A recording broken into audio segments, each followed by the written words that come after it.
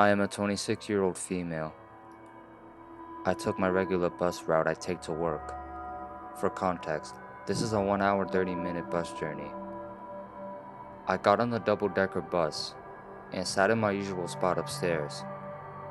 The bus is completely empty when I get on, until this man comes upstairs. He comes and sits next to me so close that we're touching, and with every small move I make to being further away from him, squishing myself up against the window, he sits closer. He starts by introducing himself and asks me for my name. I knew where this was going and felt like this would be a typical case of flirting, which I could easily dismiss. He asked if I live alone as one of his opening questions to me, to which I promptly replied, stating I had a long-term boyfriend. He told me he's unsurprised as I'm a beautiful girl. I sit uncomfortably, trying my best to ignore him and stare out the window. Every time I do this, he taps my shoulder to gain my attention. He tells me how I'm the first person in a long time to allow him to speak to them, and how he is incredibly lonely in life he is, and how he feels he has no purpose. He asks how he can meet someone like me, along with other questions relating to making friends. He then asks me where I'm going, and I say I'm going to work. He tells me he's leaving the bus at a certain spot, but would love to stay on the bus with me and accompany me to work. His stop was 30 minutes into the journey. He would need to stay on for an extra hour to do this. My heart dropped when he said this, in my head figuring out what to do if he wouldn't leave and stayed on the bus with me. I told him I didn't want him to which he replied saying it's okay. He was sure he would see me on the bus again. He asked me what days and time of the week I worked to make sure he would be on the bus to get to know me better. I responded with a lie saying I very rarely get this bus and how I never normally work at this time. He carries on and asks if I will be his friend, practically begging while telling me how much of a failure in life he is. I told him sure, to which he acted elated, thanking God and telling me that I made his entire life. He was telling me how he had plans to cook dinner for me. I tried my hardest to ignore him. However, he keeps tapping my shoulder asking me various questions in an attempt to get to know me better. He asks me specifically what my goals and aspirations are in life.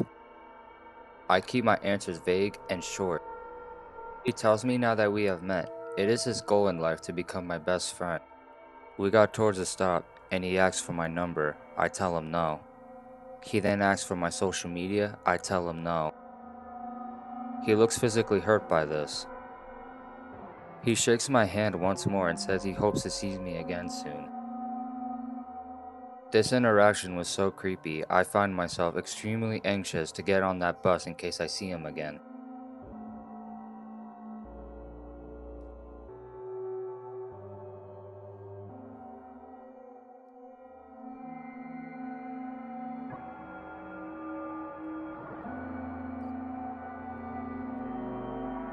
When I was 17, my bedroom had a window looking out my backyard. The backyard was fenced in, but on the other side of the fence were some woods and a retention pond. I'd never been scared of this, and kept the blinds open so that when the sun rose in the morning, a natural light would help wake me up. One night, I was up late on my phone with my dog laying in bed next to me. At around 2 a.m., my dog jumped up and started barking at the window.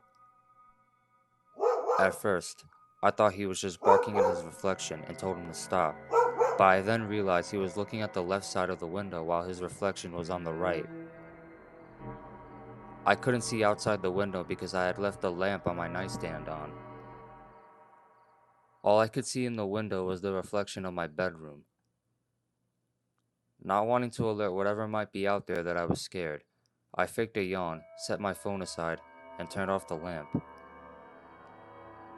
I then laid down facing the window, and I swear, I saw a set of human eyes looking back at me from the left side of the window. I drink a lot of water at night, so I had an empty bottle on my nightstand. I grabbed it and pretended to just realize it was empty. I turned on the lamp and acted like I was going to get water. I went to my parents' room, and my dad told me not to worry. We had these motion-activated floodlights and they hadn't turned on, so there was no way anything was out there. I went back to my room and told myself I was just seeing things. I closed the blinds and turned off the lamp and got some sleep. When I woke up in the morning, I went to take my dog out and decided to check out the pine straw bedding underneath my window. It was visibly disturbed. I did my best to ignore that and remember what my dad said about the floodlights.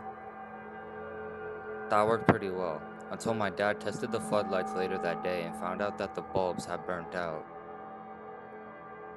To this day, I keep my blinds closed and my lamp off when I sleep. I don't want to risk anything being able to see me, and if anything is somehow peeking through my window, I want to know it's there. If there was someone at my window that night.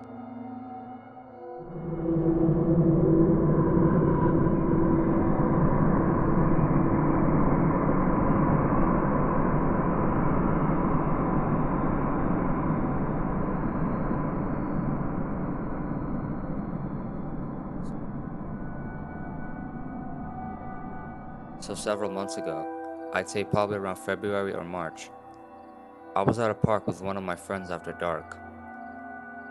We had gone there frequently and nothing had ever seemed weird. My friend was standing off to the side of a shed a few hundred feet away from me. I was sitting in my car. I had been zoned out, looking at stuff on my phone. He had been talking on the phone with someone. It wasn't until I heard this strange barking that didn't sound human or animal-like per se. I couldn't figure out which direction it was coming from. The sound seemed to be coming from every direction. I looked up and saw my friend quickly walking down the hill before coming to a dead stop mid-step. When I looked around, I saw out of my side mirror something stand up from all fours from behind my car and sprint off way too quickly into the surrounding woods. My friend came running to my car, getting in and locking the doors before saying, "Did you see that thing? It wasn't human. It looked like it, but it was way too tall and skinny. It had ran up behind your car, and then when it was going behind your car, it squat down on all fours and then got up and ran off." The second encounter. This happened a few months after, right around the start of spring. I was with 3 of my friends and one of their dads. We were in the middle of the woods at one of their campgrounds. They had gone off for a walk, probably 20-30 minutes ago. I had stayed back to watch the fire. Suddenly, the world had almost gone silent. I almost felt like I wasn't even in our world anymore. It's hard to explain. I heard this woman screaming, "No, no, help, someone help me." I had just sat there, staring at the direction that I thought the noise was coming from, which was deeper in the woods. At first, I thought maybe it was one of my friends yelling, but none of them sounded like that. Something had also been off about his voice. After a few minutes, it trailed off and got quieter as the world returned back to normal. My friends had returned after another 15-20 minutes from a different direction than I heard the voice.